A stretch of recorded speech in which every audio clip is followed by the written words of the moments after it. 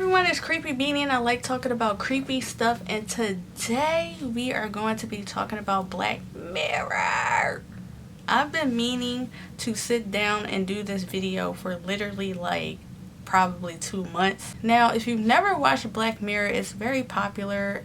I believe it's only streaming on Netflix. I feel like the universe is very like dystopian, there's fiction, there's a lot of thriller, yes, as well as it just seems to be very high tech. Like you see a lot of that in a bunch of episodes. That's kind of like the gist of it, and you know, there's always something different going on in different episodes. It is just a great watch. The first time I was introduced to Black Mirror, I think I was in like 10th grade, and I can't remember exactly what the class was, but we were talking about like, you know, simulation and is life real. At first we did watch The Truman Show, which highly recommend to watch that. But then we also watched 2 episodes of Black Mirror, which was Be Right Back and then White Bear, which I feel like on the topic of like, is life real and if we're living in a simulation, those 3, looking back on that, was great pieces of media to watch, to question if we are all living in a simulation. Are we in a dome right now? I don't know. But after watching all 3 of those in class, I was like, I don't even know what's going on anymore. That was how I first was introduced to Black Mirror. After that, when I saw it was on Netflix, I just watched everything. I can say I did not finish the season that has recently came out, and then I know there was like a movie thing where you can like make like selections or something. I know that was like really popular. I didn't participate in that. I literally love season 3 is my favorite season.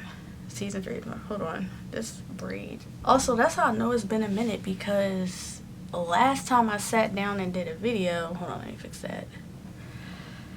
I think I had a scarf on, but I did have short hair, and now I'm full of braids now. But anyway, let's not waste any time. I'm gonna start with my favorite episode. I was gonna save the best for last, but I was like, you know what?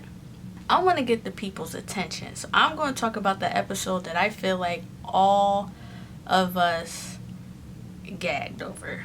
I don't know where you at. Get a nice blanket, get a cup of tea, tell your cats to quiet down. So first things first, I want to say, spoiler alert, I am going to be talking. Like, I'm spoiling everything. So if you are someone who has never watched it and you're like, yeah, I don't want to hear anything you have to say, I'm going to leave, that's what I'll do. I'll leave the episodes in the description so you can see which ones I was talking about, and then you could come back and watch them and then have a conversation with me. To anyone who literally does not care, hello, get comfortable. And then to everyone who has watched it, you know, hey, you know, comment so I can have a conversation. My favorite episode, and I feel like is the best episode of Black Mirror, you can't change my mind, I feel like it is season 3, episode 3, Shut Up and Dance. That ending, let's talk about it. Shut Up and Dance was directed by James Watkins and written by Charlie Brooker.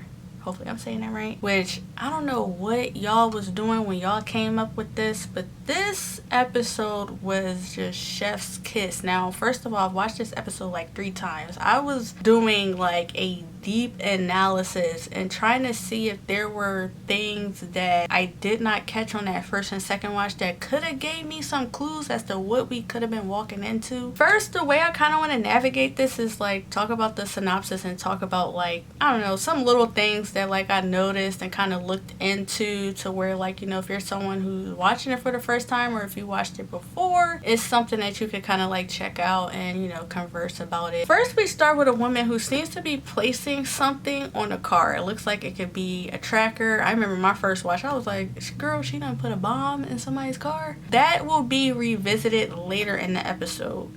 after that, we meet Kenny, who returns home from his restaurant job, and he discovers that his sister has unknowingly affected his computer with like some kind of virus or something. She mentions she's like trying to watch a movie, and you know, the laptop is like, definitely a no for me, dog. So he downloads a software to, you know, clean up his laptop or whatever. And when he does this, the software that he downloaded had allowed hackers to be able to view him from his computer, and they gonna catch him, you know, I put here, yanking his chain from his webcam. That's as PG, maybe PG-13 as I can get. This part was interesting because I feel like there is already a clue in there that is easy to miss on the first watch, at least for me, because I'm not someone who's paying super, like, I have to watch stuff a couple times if I'm going to be like really looking into some things, because I feel like when it comes to movies and TV shows, there's that beginning, middle, and end, and it's like eventually as the story progresses you could kind of make up what could be going on until you get to the end, but sometimes there's clues in there.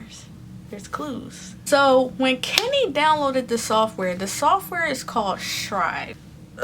I was like, you know what, I'm gonna look up the meaning of that. So there's two meanings to Shrive. One is to hear the confessions of and administer the Roman Catholic sacrament of penance, and two, to confess one's sin. Now, anyone who already watched this episode, you might hear that and be like,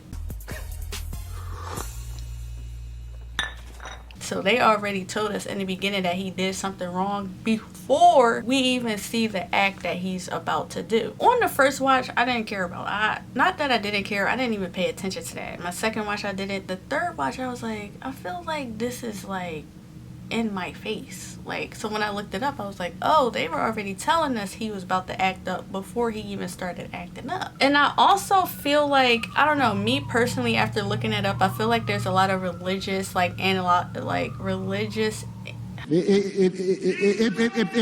Why can't I talk? Religious genealogies. I probably said that very funny. I got my braces tightened today and I'm dying. I feel like as well with the hackers, you soon find out they're blackmailing a couple other people as well. And I feel like with the hackers, you can even view them as like a figure of power, because they are up here and they have everyone else down here playing like their little blackmailing game. But as you can see throughout the episode, these people are doing everything to oblige by whatever it is that they got to do to make sure that their dirt does not get out. And I feel like that can be, in a sense, the hackers are like God. They're like this power, and everybody else has to like listen and do what they got to do so that way their sins could be forgiven, or aka so their dirt can be just washed away. Ain't nobody gotta know what I was doing. So after he, yanks the chain, he soon receives an email of him doing the deed and is threatened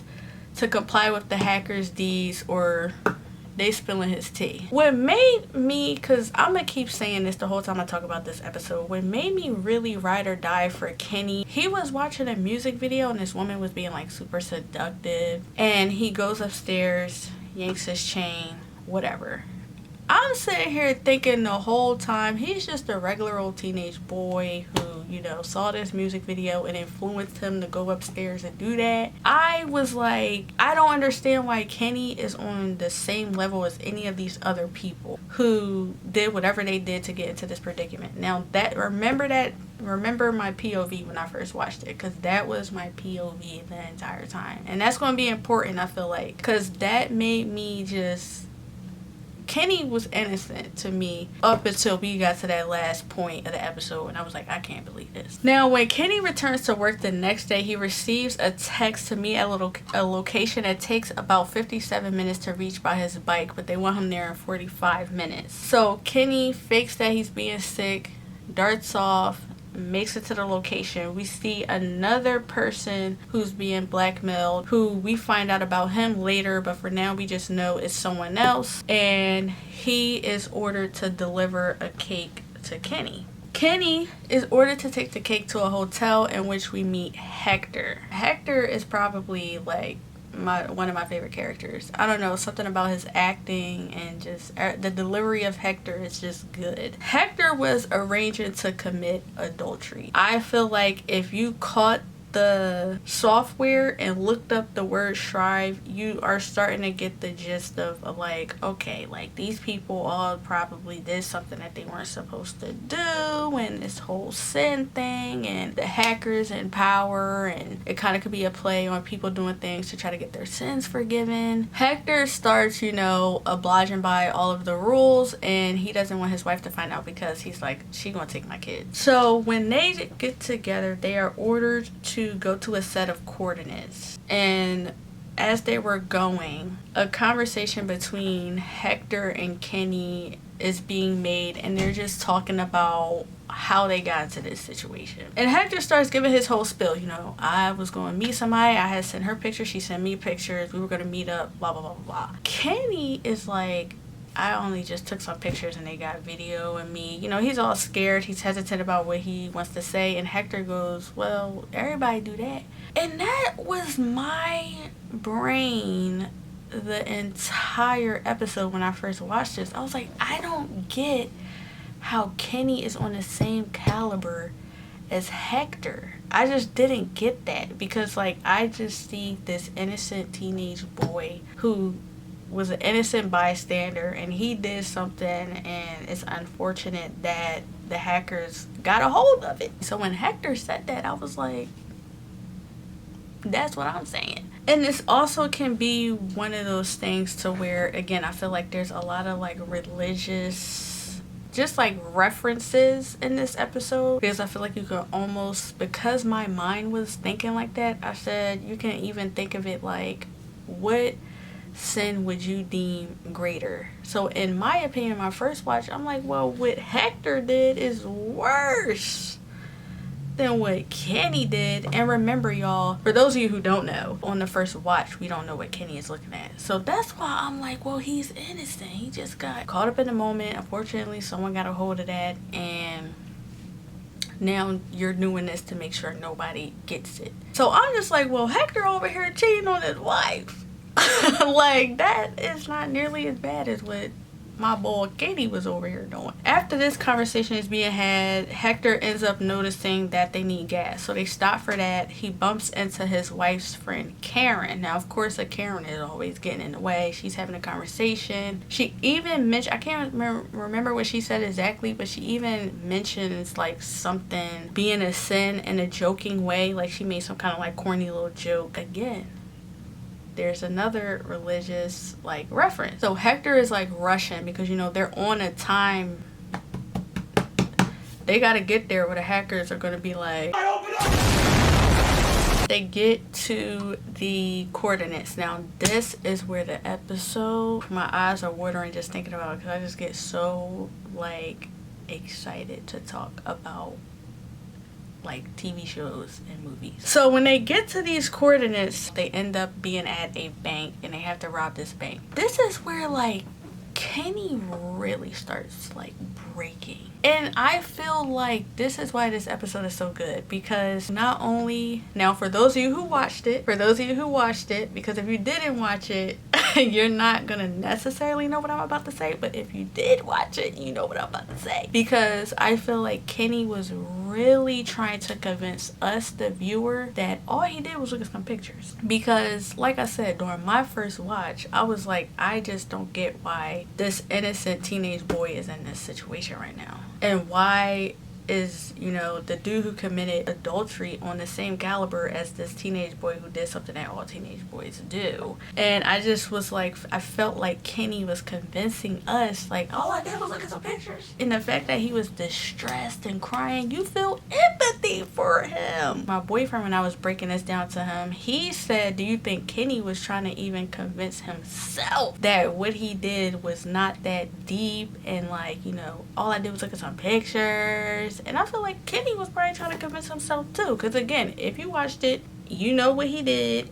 And I feel like he was just really trying to convince us all he did was look at some pictures. And of course, on the first watch, you're thinking, well, all he did was look at pictures, because we don't know exactly what he was looking at yet. This is where I feel like he really starts breaking, because now they gotta rob a bank. So he goes in, he robs the bank. You know, he done beat on himself. It's okay, I beat on myself in public before, you know.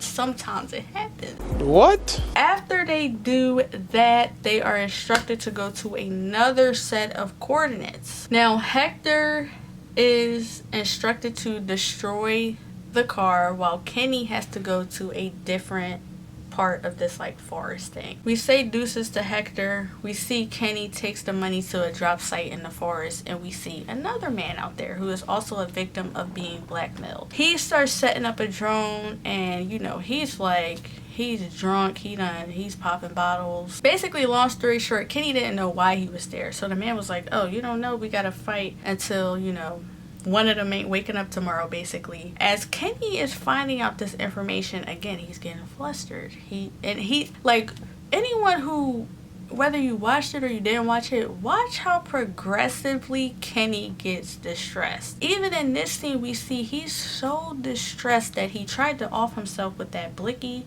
That's what was inside of that cake. It was that. And ain't no bullets in there. And the man even says something. He said, because Kenny, again, he's like, I was only looking at pictures. And he's crying and freaking out. And the man was like, well, how young were the subjects?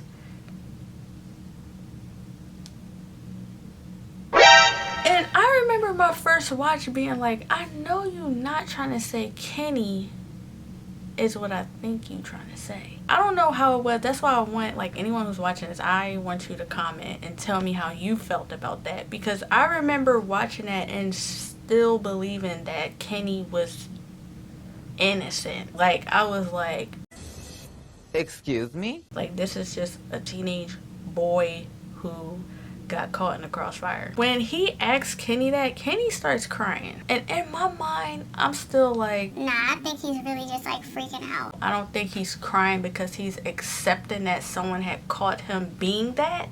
More so he's crying because he is stressed out. So the man goes, yeah, me too. And I remember being like, he is not that. Basically, that after that conversation, that's when Kenny tried to off himself, but it didn't work. There's no bullets in the blicky, and they just start tussling. It cuts back to Hector.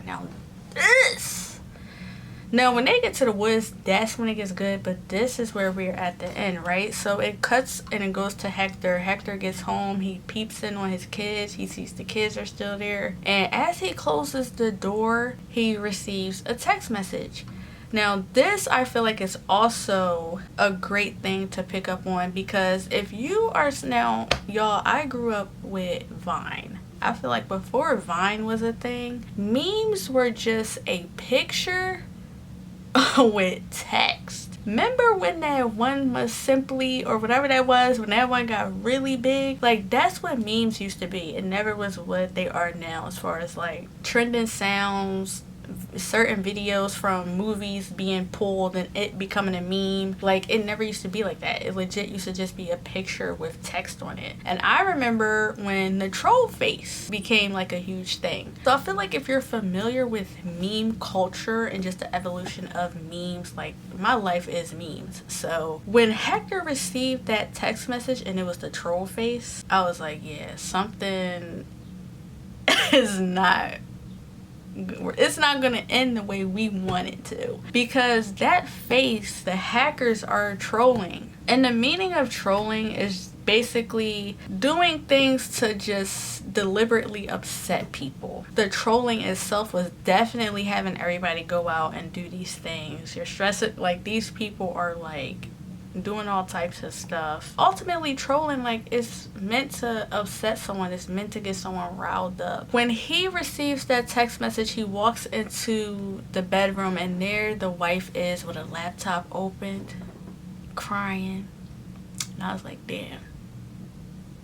Dang, Hector. Then we end up seeing the woman who was putting that tracker, everything on the car, which ends up being the car that Hector and Kenny went to when they had to go rob the bank. She got outed as being a racist. There's another guy, the one who dropped off the box of cake to Kenny. He was the same as the guy that was in the woods. I'm trying to keep it PG-13, so I'm gonna just say they basically was on Epstein Island. Anybody who knows what that is, you know what I'm talking about. Finally, we get to Kenny. I will never forget my reaction on my first watch. When I saw Kenny walking out from the woods, I was like,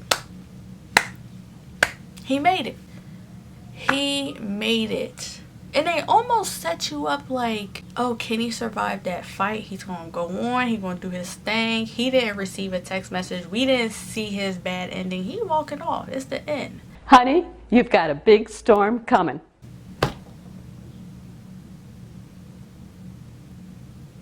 When his mom called him, You've been looking at kids, Jenny!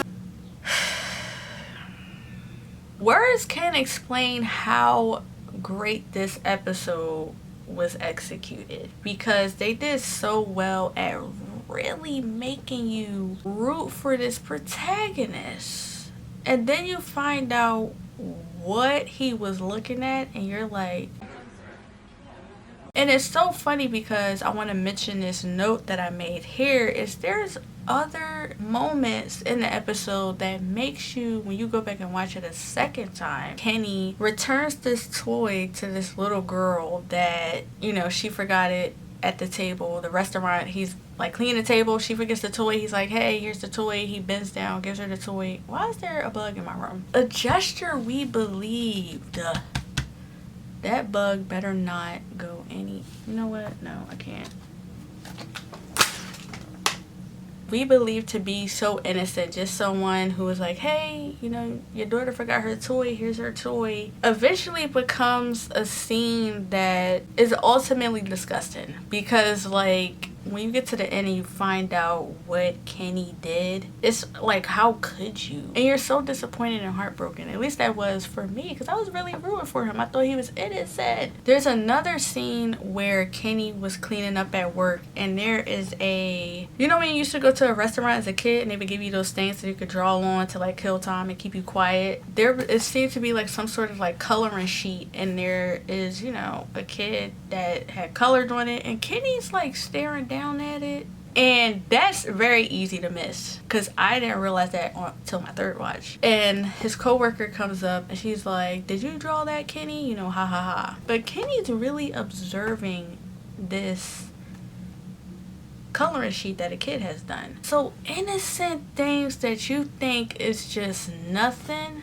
ends up being the signs that we should have seen that Kenny was on something weird. Gotta do that Zendaya, like, Challenger's eye. Like, I feel like that is the best Black Mirror episode. Such great acting, such a great story, such a surprise at the end. Just ultimately just 10s across the board. I feel like this is the best episode, period. Somebody asked me to call him. I don't feel like calling. My next favorite episode, y'all. Season 3 is the best season. Season 1, which I am going to talk about that episode, the first episode, because I tell everyone, listen, I personally think you should skip that episode unless you want to be grossed out. I really feel like Shut Up and Dance is number 1, and I feel like Playtest is number 2. This episode was so good. Like, if I was to be a writer or a director, I would hope to be as good as these people that worked on this. Season 3 episode 2 Playtest is directed by Dan Trachtenberg. I'm so sorry, because I hate when people chop up my name. I'm sorry, okay, please. And it is written by Charlie Brooker. Now, of course, we're going to get into the synopsis, and I also noticed some fun clues when I watched this again. Now, this one I definitely watched 3 times. Now, we follow Cooper, who after his father dies of Alzheimer's, he decides to travel the world. We also see that he's continuously ignoring his mom's calls, and as he is traveling, he ends up coming coming across a woman named Sonia, who is a technology journalist. Now, after they end up kikiing at a bar, he ends up staying the night. Now, when he wakes up the next morning, again, he's still ignoring the mom's calls. But when they finally get up and she's making him breakfast, he notices, one, that she's really into video games, and two, there is a book that he ends up picking up from the shelf. Now, I was like, I'm gonna look into what this book is and if this tells me anything. The book is called A Brief Guide to Singularity. Now, this is a fictitious book. It doesn't exist. I thought it actually existed, but it doesn't exist. However, if you look into the meaning of singularity, you get two. One, an unusual or distinctive manner or behavior, and then you get two, the quality or state of being singular. We can already see he is pushing himself away from his mom after dealing with the death of his father. He's like traveling by himself. We already get a little bit of that definition as far as the quality or state of being singular, just being one. I feel like he represents that. But then I was like, I feel like there's more like behind that, and I was like, I'm gonna search up human singularity. Now, the term singularity was popularized by Venor Venge in 1983, claiming that once humans create intelligences, that's a tongue twister for some reason, greater than their own, there would be a technological and social transition similar to the knotted space-time at the center of a black hole. I feel like if you really look into human singularity and you see that they're mentioning, oh, once y'all start building like some crazy advanced stuff, something is going to be wrong. And I feel like if you do look it up before you advance into the rest of the episode, I feel like it gives you already an idea that like he's going to be in a situation where, or you don't know who the situation is going to be for, but we know that the technology in this universe, this episode of Black Mirror is going to be like super advanced, and it's not going to be great. I love talking about outer space. Now, this is the spooky side of me, but you should see me when I'm up at 12 a.m. watching videos about outer space. So when I saw knotted space-time at the center of a black hole, I was like, so then I looked into that. What's the center of a black hole, right? That's the, the singularity, a place where matter is compressed down indefinitely to a tiny point. All concepts of space and time completely break down. It doesn't exist. So just off of that quick little scene of him picking up that book pretty much tells you, or kind of answers the question of what happens at the end of that episode. So definitely remember that. Now, when he eventually leaves her apartment, he ended up getting his card hacked. He loses all of his money, and he can't get back to America. So he gets back in contact with Sonia. He ends up staying there until he can get himself together, and he mentions an app where he can get money to, he just works, get the money, and that's it. She takes his phone, she comes across a site, I can't remember how to pronounce it, Saito Game You. She comes across, she's like, oh, this is like a very popular like gaming company. It's owned by Shu. He was kind of like, and then she shows him this game. It was some kind of like popular horror game, and it shows this mansion. He's like, oh, I recognize this. So she's like, listen, you gotta go there. They're doing something now that's like, a bunch of money's being put into it. We don't know what it is, because remember, she's a journalist, and she's like, listen, you go in there, you get a picture of it, send it to me, you could make much more money. He ends up taking going to the test. Fast forward, we meet Katie.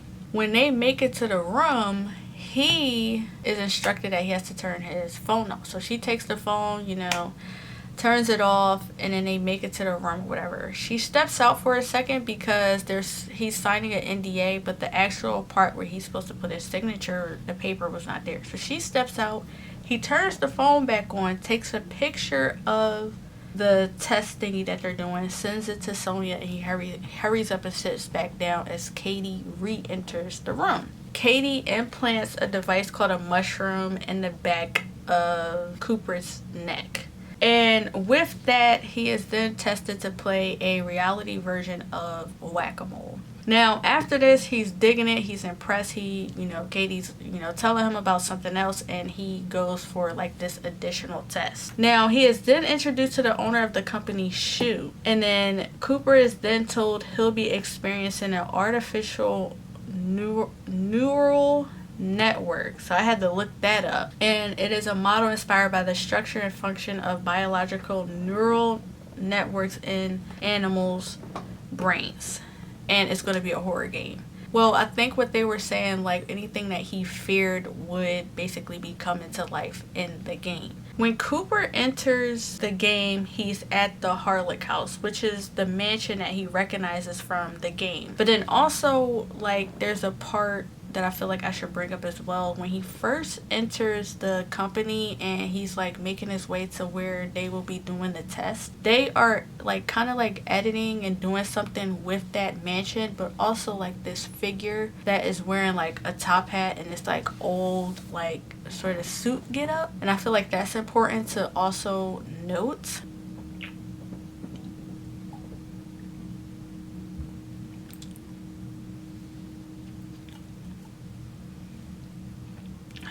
I don't think I'm a sparkling water gal. Cooper then enters the game. He's at the house. Katie gives him an earpiece. That's how she'll be communicating with him. And there's cameras there as well. When things start to like really progress, Katie and Cooper are having a conversation of like people back in the day. They probably like were saying that they were seeing ghosts because that the brain was like less stimulated, like they're not doing nothing, so they genuinely probably just started like tweaking out of boredom. And that's something we soon see happens with Cooper when he is sitting on this chair and he ends up seeing a spider. Now I feel like something that is also important that kind of shows up in this part is when Cooper goes to sit down, he's like, oh, I'm gonna read a book. And when he opens the book, it's The Raven. Now it doesn't say it's Edgar Allan Poe. I tried to zoom in, I was like, I can't see what the T is with this, but I feel like The Raven is Edgar Allan Poe.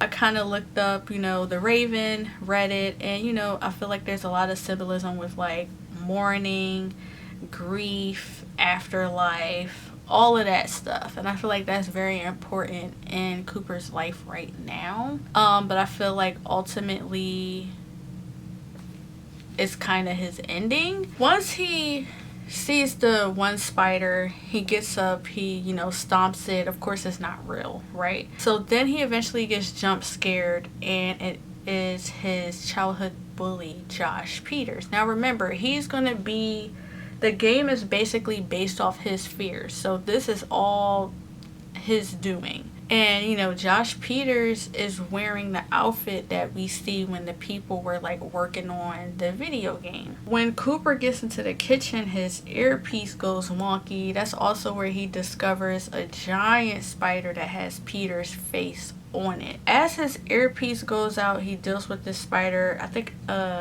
eventually he does see Sonya pull up. Now this is why I want to know someone's opinion on this scene here, because I had a little bit of a moment of realization when I talked with my boyfriend, because he has seen all of Black Mirror episodes, and I'm like, what do you think about this? Now at first I believed that Sonya was real, because I was thinking like when Katie and Cooper first pull up to the mansion and she's saying, oh yeah, this is inspired by the game and blah blah blah blah, I'm thinking the mansion is actually set somewhere. And this is why I feel like it's important to really note the people when they show us that they were like, looks like they were like added in the mansion as some kind of like gaming software development thing. I don't know how you devs do it, but that's what it looked like they were doing. Because then also Josh had that outfit on that they were also kind of like developing as they were doing that. And so when I first was viewing it and kind of looking at that, I was like,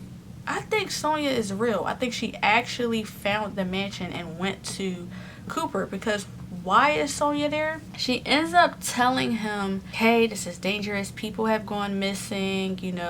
Shu had, I think, I'm paraphrasing here, but like he basically showed someone this idea and they basically said no, it's too dangerous, don't do no test or nothing on it. But he still continued on with it, and then hence you got like the missing people, which obviously they probably were the ones who did the test on it and ultimately failed. That's why she's pulling up. But of course we just saw Cooper freaking out over the giant spider. He done got jump scared. He done saw the little more smaller version of a spider. So he's already jumbled and like all over the place. So I feel like by the time Sonya gets there, we're really questioning like the reality of like what's going on. He's tweaking. He goes to touch Sonya's face, because when he's touching some other stuff, it's like a hologram, like glitching situation, right? But when he touches Sonya's face, he's like, oh, like, you're here. She's like, of course I'm here. And she says, now this is what made me change my view as far as if Sonya was actually real.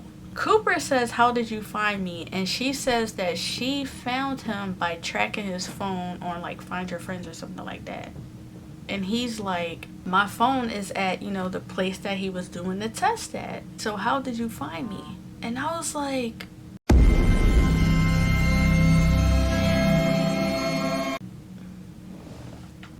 now that's going to be important later. I don't want to say it now. That completely changed my view, because when you see how his ending went, you will understand why I'm questioning if Sonya was actually real, even though he touched her. Because I think in this scene, Cooper is genuinely losing his mind. He doesn't understand what's real and what's not. And even though the game is based off of his fears and like, you know, that's how the game is going to be getting played, I feel like to some degree also anything that he could possibly be thinking about and wants to think about can still come to life in the game, not just the fears. So when he said that, and even her face kind of goes, I'm like, what? We're going to revisit that. Don't worry, I'm not going to forget, because it's right here in my notes. I'm not going to forget that. So when Sonya comes in, pause. When Sonya ends up getting to the mansion and basically trying to tell him we gotta leave, they end up making their way to the kitchen, and that's when Sonya kind of like changes, right? So they start getting into a fight or whatever. Sonya stabs Cooper. They're mixing, and then this is where he ends up putting his hands on Sonya and she starts glitching. So even for us, again, that's why I thought Sonya was real for a second, because I even believed Sonya might have left, and maybe at this point he is just going crazy to the point where he thinks that she's there but she's not there. And yeah, and he even like feels that he gets stabbed, because by the time that whole fight situation happens, we hear Katie in the earpiece, and Cooper's like, yo, like I just literally felt her stab me. And she's kind of like, well, the neurons, you know, basically saying like he can feel pain. Who wants to play a video game? You already got my fears, now you want me to feel pain? Cooper was on literally minus 20 HP.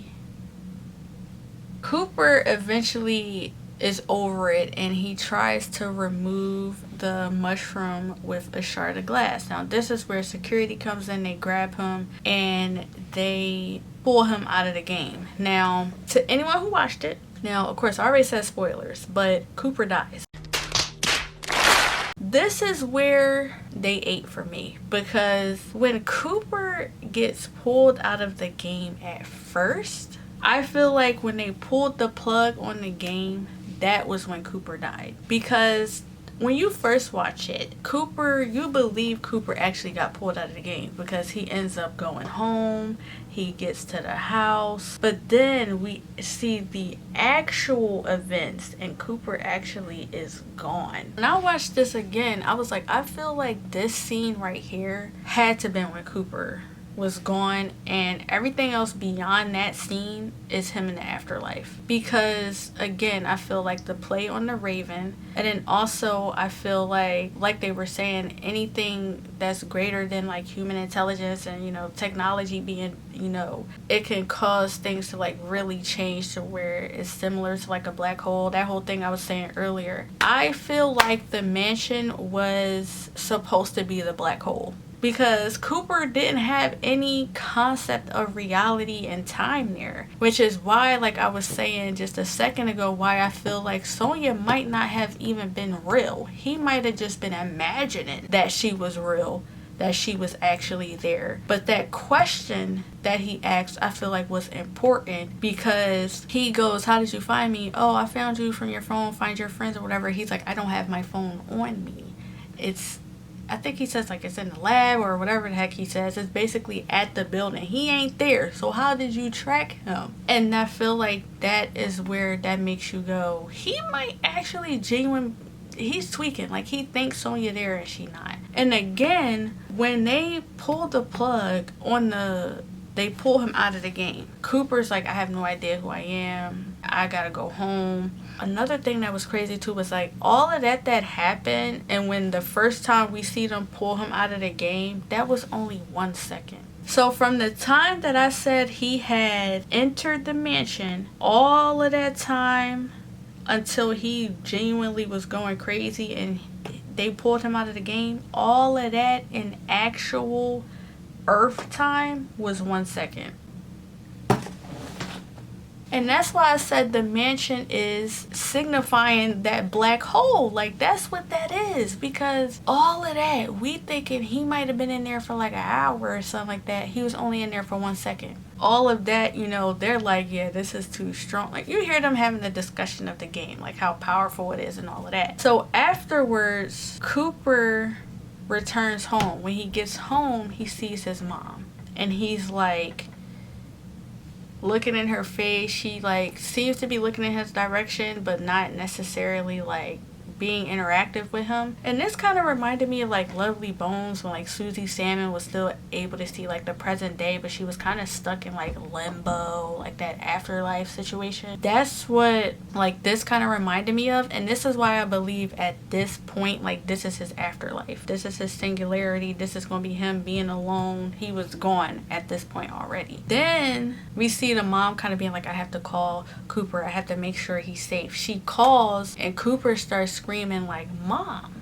Like, he's like, I'm right here, Mom. And we cut to Cooper is in the area where he was testing like the whack-a-mole thing, and he is like, literally looks like he's seasoned, and he's calling out to his mom. And then we see that his phone is ringing and it's his mom calling him. And basically he's gone, and Shu comes in the room, and Katie's like, it must have been an interference or something with his phone. And Cooper only lasted 0.04 seconds. So literally the minute that's how fast he was gone. And this is another thing I noticed. I thought it was such a coincidence that the whole time in the episode he didn't answer his mom calls. He was not answering to his mom at all. He didn't want to deal with all of that and all, you know, not answering her phone calls. And in the end, his last moments was him calling his mom. Isn't that a coincidence? Like, this episode is so good because when you pick up on little stuff like that, it really makes you appreciate it more. I really feel like when they first pulled him out of the game, they were like, oh, this was only 1 second. We, of course, believe that on the first watch, he actually did get pulled out of the game. But I feel like that's the moment that he was checking. Like, and that's when he woke up and he was in the afterlife. 0.04 seconds. Like, as soon as they put him into the game, he was gone. Like, that is crazy to me. And I still feel like the mansion was representation of the black hole. He had no concept of anything that was going on there. I feel like what ultimately, like, the game is supposed to be like, oh, like, it's gonna be a play on your fears. Anything you fear is gonna come to life in the game. But I feel like there were things that genuinely started messing with his head that kind of like, now you really can't tell what's a reality and what's not. Which brings me back to when Sonya says she tracked him. Because when he ends up getting bodied and going in the last scene, he's still in that whack-a-mole, like where he was testing that game at. So that's why I changed my opinion. That's why I went, Oh, when she says she tracked, and that's why I feel like Sonya's not real. Like, he's poking at her and she might be human, but I don't think she's real. I think he was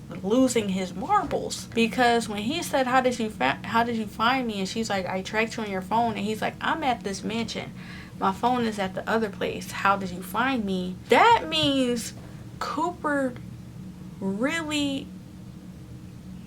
like, when did he enter the game? I feel like, did he actually meet Shu? Which I don't think he did, because when he died at the end, he was still in the chair from when he was doing all that other stuff. That episode was so good. I still feel like the coincidence in the end with him calling his mom as his last moments, and the whole time he didn't answer the phone. I really feel like the mansion is a black hole, which is crazy, because when you look at that book and look into singularity, it makes sense why the mansion would be the black hole. Honestly, I might make this one, I feel like this is gonna be long. I might make this like a part 1 and then I'll do a part 2, because part 2 I want to talk about the national anthem, which is the first episode, and then season 1 episode 1, and then I also wanted to talk about White Bear, which is season 2 episode 2. So I'm gonna do that. I'm definitely behind on uploading because I played Obscure last week. I got stuck, I rage quit the game, and I'm like, listen, we'll see if I go back to that game. If you have never watched Black Mirror, I highly recommend watching. You could go back and finish everything else, but definitely watch Shut Up and Dance and Playtest, because those are the top 2 for me, my favorite episodes, period. With that being said, I'm about to get some food. And yeah, I'll see y'all in the next video.